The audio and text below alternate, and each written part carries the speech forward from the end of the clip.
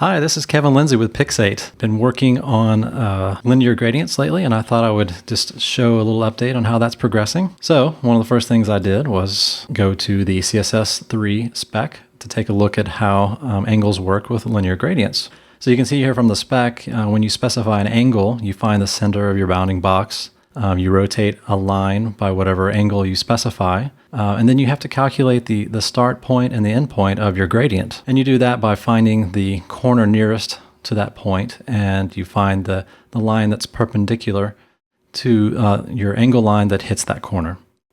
I'm a visual person, and I like to see these things in front of me, so I wanted to actually see my math in action. So one of the things I did was I just created a handwritten SVG file that you can see here.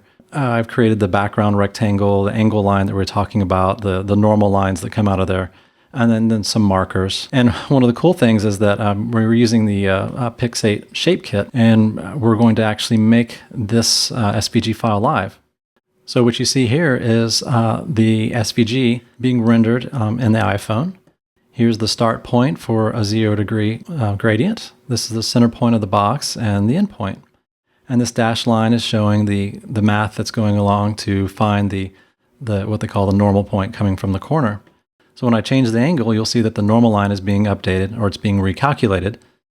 Okay, so to see the results of that, now that we have the math in place, I just have to extend the parser itself to accept an angle. So one of the things I did is I found this pretty cool site. It's called the Ultimate CSS Gradient Generator. I'm just going with the default gradient that they've defined on that site, and I'm going to grab that. I'm going to go over to our visualizer, and we will just redefine the navigation bar background using the gradient that I just copied. And as you can see, now our gradient matches.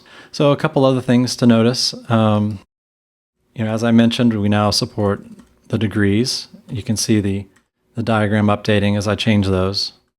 Previously, we also did not support the gradient stops. Let me make this a little bit clearer. So now you can see that we define the color and the stop along the curve where that color is being applied. That's our update. Thanks a lot.